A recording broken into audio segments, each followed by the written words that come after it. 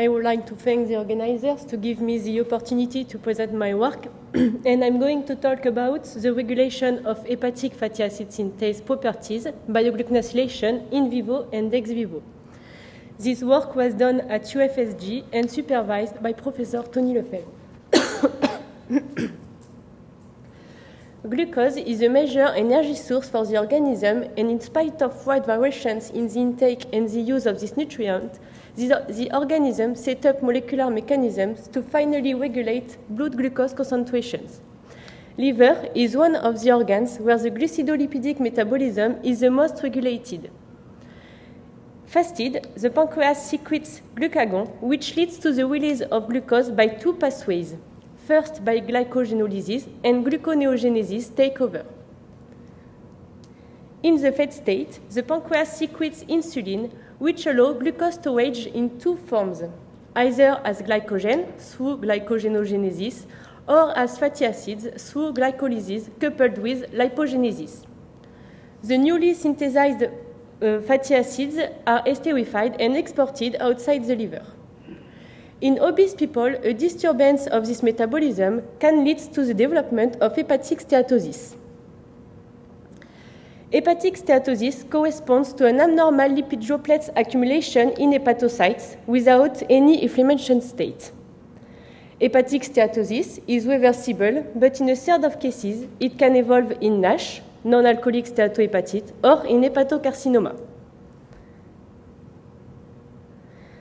Fatty acids accumulated in the liver come from three different sources: food, lipogenesis, which is the metabolic pathway at the origin of the biosynthesis of fatty acids, but also from fatty acids released from adipose tissue, a pathway called lipolysis.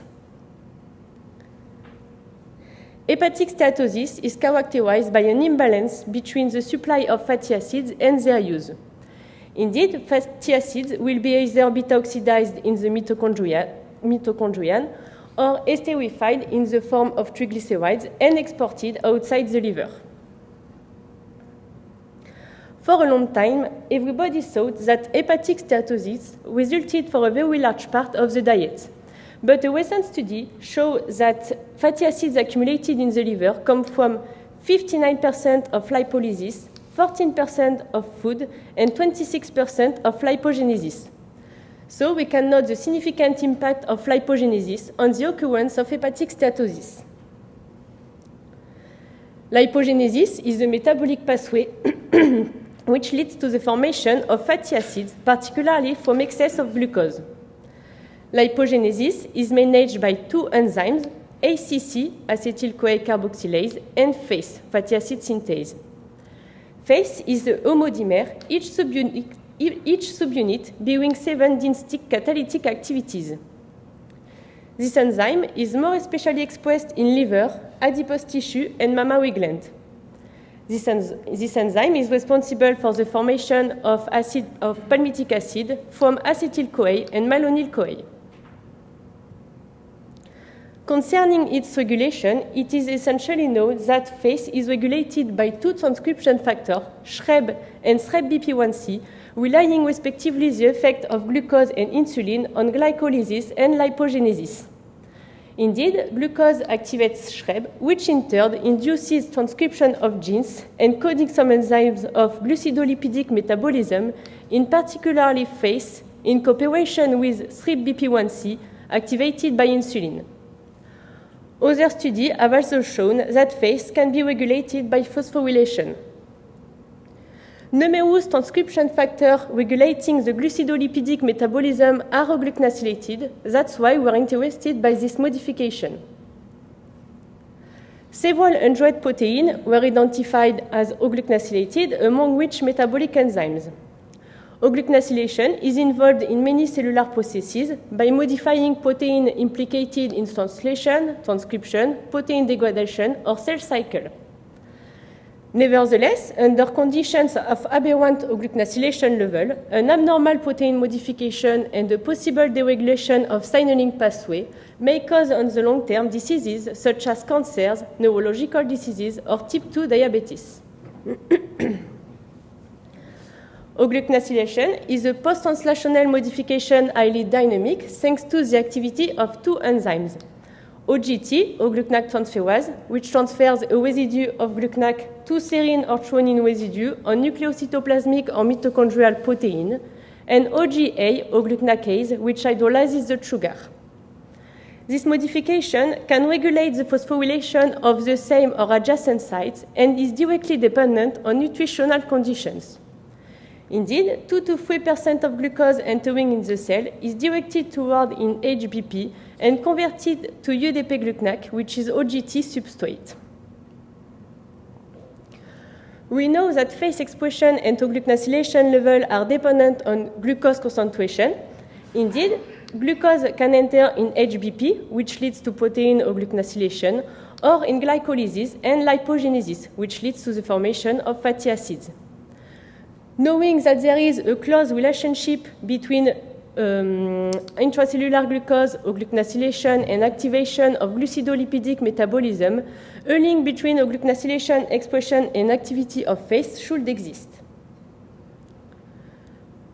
To check this, we first looked if phase was or not O-glucosylated and if its potential O-glucosylation was dependent on nutritional conditions. And secondly, we wanted to determine the role of O-glucosylation on phase properties, and particularly on its expression, its stabilization, and its activity. To reach these objectives, we first studied O-glucosylation contents and phase expression in two physiophysiological models, particularly using either C57 Black 6 mice or OBOB mice. In each group, mice were either fasted or refed after the fasting period to boost lipogenesis. Then, livers were collected and analyzed to assess O-glucosylation level and phase expression. In control mice, O-glucosylation levels were higher in refed mice compared to fasted mice. Now, if we look at fasted mice, O-glucosylation levels were higher in OBOB mice compared to control mice. Concerning phase expression, it was raised when mice were refed compared to fasted mice. This increase was due to an increase of its transcription, as we can see on mRNA level. When mice were fasted, we can also observe an increase of phase expression in OBOB mice compared to control mice. Once again, this increase was due to an increase of its transcription. Indeed, it is known in the literature that in OBOB fasted mice, the transcription factors regulating phase expression are active. So, we have used a second model where mice were fed a show diet or a high carbohydrate diet for 12 weeks. At the end of the experiment, mice were either fasted or refed after the fasting period. When mice were fed a show diet, O-glucosylation levels were higher in refed mice compared to fasted mice. Now, if we look at fasted mice, O-glucosylation levels were higher in high carbohydrate diet group compared to show diet group. Concerning phase expression, it was increased when mice were refed compared to fasted mice. Once again, this increase was due to an increase of its transcription, as we can see on mRNA level. When mice were fasted, we can also observe an increase of phase expression in high carbohydrate diet group compared to show diet group. This increase was not only due to an increase of its transcription, as we can see here. The increase of phase expression seems to be due to a post-translational effect, maybe through O-glucosylation. To verify if phase and OGT interact together, OGT was immunoprecipitated with its interacting partners, and its interaction with phase was controlled by Western blot. And we can see in the two models that the two proteins interact together. Afterwards, we wanted to know if phase was or not O-glucosylated. For this, we have used two methods. First, we used WGA, a lectin recognizing proteins bearing glucnac and sialic acid residues. Proteins were removed to form total extract, then revealed with an antibody against phase. And so we observe the same profile as above. The rest of the sample was incubated with the beads, and we can see that phase was retained on the bead. To verify the specificity of the beads, 3 GluckNAC was added, and we can note the loss of the signal. We have also performed an enzymatic labeling. Proteins of cellular lysates have been enzymatically labeled by a beta-1,4 galactosyl transferase, RAS, which transfers a residue of GalNAs to GluckNAC residue. A biotin alkene has been ligated to azido-labeled protein to further purification with avidin beads. The positive control was realized on alpha crystalline, which is known to be oglucnacylated. Indeed, the revelation with avidin HRP shows that the crystalline is only present when the labeling has been performed. In liver mice sample, we observe the same glycosylation profile than with previous experiment. This experiment argues that FACE is oglucnacylated. In order to verify if oglucnacylation levels could be correlated to FACE expression, we established an in vivo model in which only oglucnacylation levels vary. To do this, we saved an injection with PBS or Tyameg, which is an OGA inhibitor, for 15 days. At the end of the experiment, mice were either fasted or we fed after the fasting period. As expected, oglucnacylation levels were higher in mice presenting an OGA inhibition compared to control mice. Concerning FACE expression, it was raised when mice were refed compared to fasted mice. This increase was due to an increase of its transcription. When mice were fasted, we can also observe an increase of FACE expression when mice are borrowing an OGA inhibition compared to control mice. This increase was not due to an increase of its transcription. The increase of FACE expression is in correlation with the increase of oglucnacylation level. So we wanted to determine the role of oglucnacylation on FACE expression and first on its expression. On FACE property, sorry. For this, we have used ex vivo models, and particularly FG2 and mouse primary hepatocytes, cultured in different conditions that modulate oglucnacylation levels. Indeed, cells were incubated with different compounds which are able to increase oglucnacylation levels, such as fructose, glutamine, or glucosamine. We have also used 2 inhibitors of OGA, Tyameg and NBGT, to increase oglucnacylation levels. In 2 control conditions, meaning cells were cultured in low glucose concentration, 5 millimolar, or in high glucose concentration, 25 millimolar of glucose plus insulin, we can observe an increase of oglucnacylation level and FACE expression in G25 condition compared to G5 condition. Concerning FACE expression, we can observe an increase of its expression in correlation with the increase of oglucnacylation level. So we hypothesize that FACE is stabilized by oglucnacylation. To check this, FG2 were cultured with cycloheximide, which is an inhibitor of translational process, supplemented or not with NBGT, which is an OGA inhibitor. With cycloheximide alone, we can observe a progressive decrease of FACE expression during the kinetic. With NBGT, the FACE degradation seems to be slowed, as we can see here. Another way to decrypt the role of oglucnacylation on FACE stabilization was to incubate liver mice lysates with glucosaminidase, which decreases oglucnacylation level, as we can see here. Concerning FACE expression, we can observe a decrease of its expression with glucosaminidase treatment in both conditions, fasted and refed. So these observations consolidate the idea that a high oglucnacylation level leads to FACE stabilization. So we wanted to determine the role of oglucnacylation on FACE activity. For this, we have elaborated a FACE activity assay from mice liver lysates.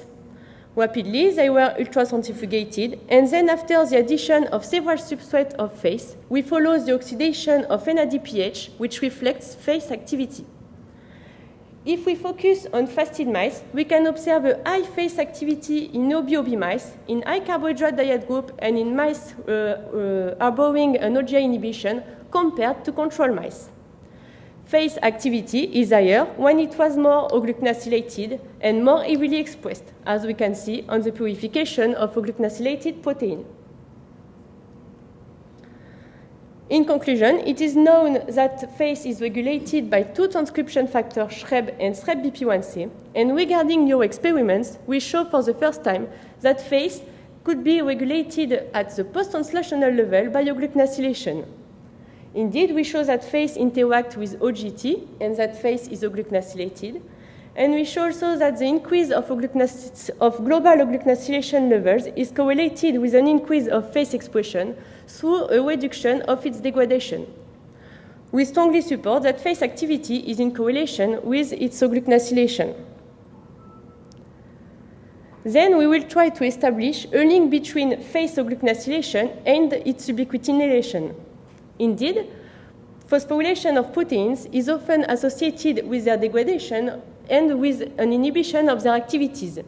And given the competition between euglycosylation and phosphorylation, we can suggest that a high euglycosylation level of FACE prevents its phosphorylation and so stabilizes it and raises its activity.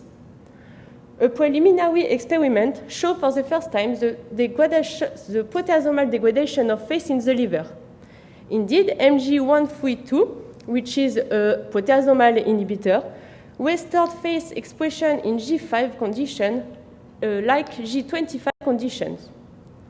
To push forward this work, we will perform SI-OGT and we will evaluate FACE ubiquitination in function of euglycosylation levels.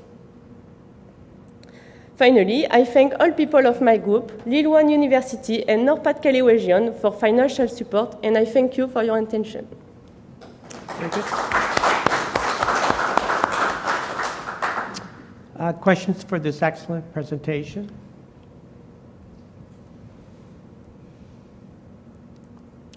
I have a question. I was quite interested in the nutritional aspect of the FAS expression and how it may be regulating the OGT. And have you tried these experiments where you do high-fat diet, where you do, for example, I'm thinking of the long-chain fatty acids. Does that have a compensation effect on that FAS synthase in causing some kind of adverse effect on the OGT? Have you tried some of that? High-fat diet? Yeah. We have not done this experiment, but other team have made this, and we can observe an increase of FACE expression when mice receive the high-fat diet, but it's due to an increase of transcription factors that regulate the FACE expression, and not only euglycosylation. Okay. Yes. Sure. So, hopefully maculation stabilizes FAS, right, from ubiquitination, possibly? Yeah. Do you know mechanistically how that happens? I mean, is it blocking a site somehow, or is it causing a conformation? We think that euglycosylation prevents the interaction of FACE with USP2, which is ubiquitin ligase, which degrade the FACE. So it inhibits that interaction by having a GlycNAc on. Yes, Right, so. I think. Very good. Any other questions? Well, thank you very much. Thank you. Excellent.